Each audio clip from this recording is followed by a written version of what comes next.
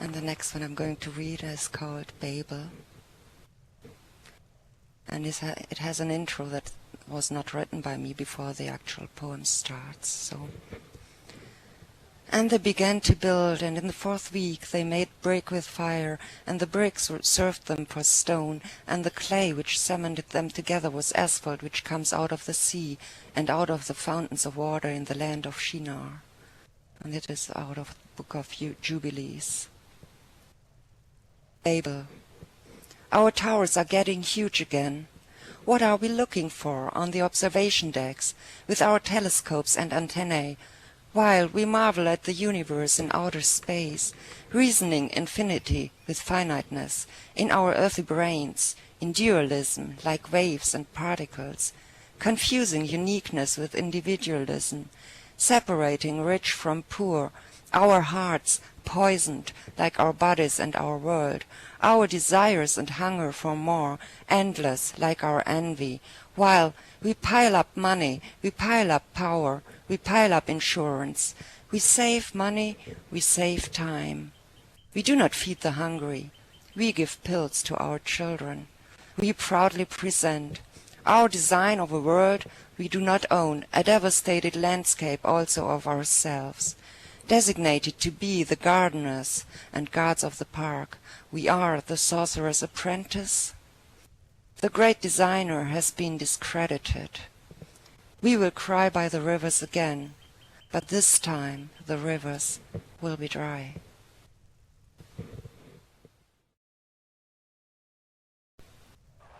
And my last one, which I actually wrote for today, and I actually wrote this one today,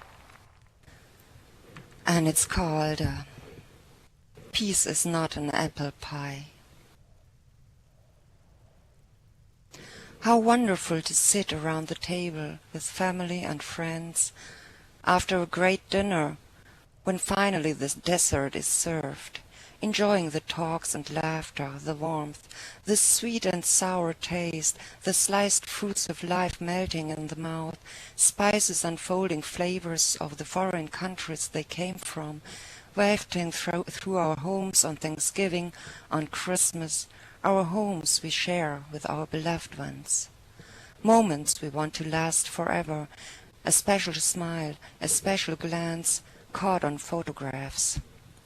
Later we will take them out of drawers and cabinets, tears the remainders of days before trenches and dust, before the merciless sun set light on skeletons of men and machines in a surreal desert of foreign countries, showing us the axiom of life.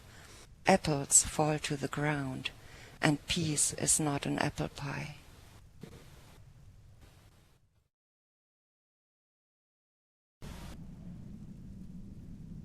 This is to the ruling council of Iran I speak. Silent as ghosts, my words to you, because you never heard me speak. I am only one poor woman here on the streets of Tehran. I have cast a vote, even so, silent as ghosts, my words to you. I have cast a vote, and I wait on bright streets with my people here. No, no, the vote, it was not fair. I raise my voice with the others, silent as ghosts, my words to you. Like locusts on the grain we swarm. No, we are peaceful. I hear the shot, the bullet plunges deep, black, black, as you crush us beneath your feet.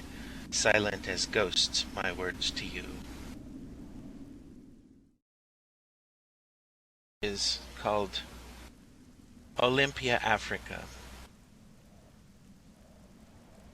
The triple jumper from Africa holds in the grace of his leap, holds in all the beauty of man in the air, in that moment of glory, captured in the flash of 1,000 cameras, fused on cereal boxes, played and replayed on all the best damn sports shows.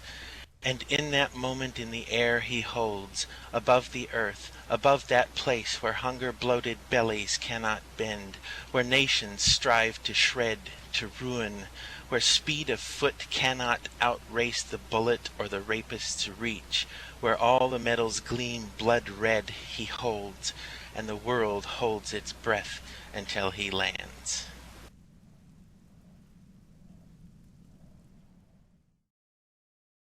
Go. This one is just a quick one about politics, and then I have a second one. Nancy Griffith can't drive on the left side, but she's seen what I've seen, and politicians have children too, so how is it that the political quit being the personal? Politics are personal at their best, the ability to free persons to do what they must, to keep the water clean and riots down, but I long for a smaller politic, a politic of the heart and the sandbag, and of the hand extended to the person trapped in a burning car. Micropolitics is what I'm after, petri dish size, and maybe when we get that right, we can line them all up, all the petri dishes, side by side, until we have something that radiates without being deadly.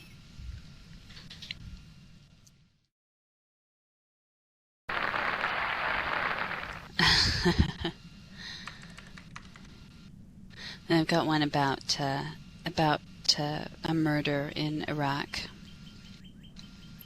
Not that I mean, so many murders in Iraq to choose from, but this one is the murder of Lavina Johnson.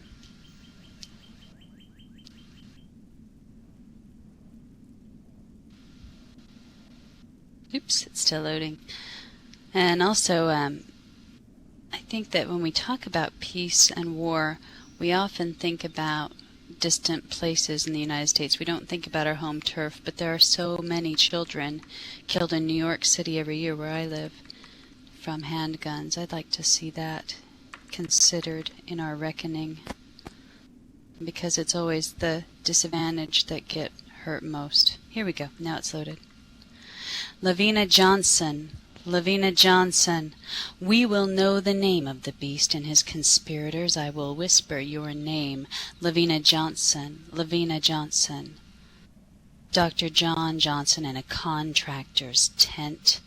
Your beautiful daughter was raped, burned, killed, violated by a man, a contractor who was succored by Bush government. These are the boys with the sacks, with their teeth in the veins of Iraq.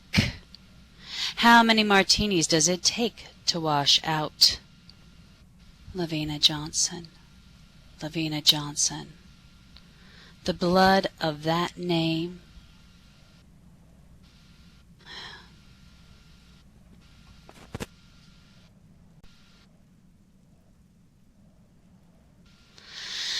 The monster won't need them.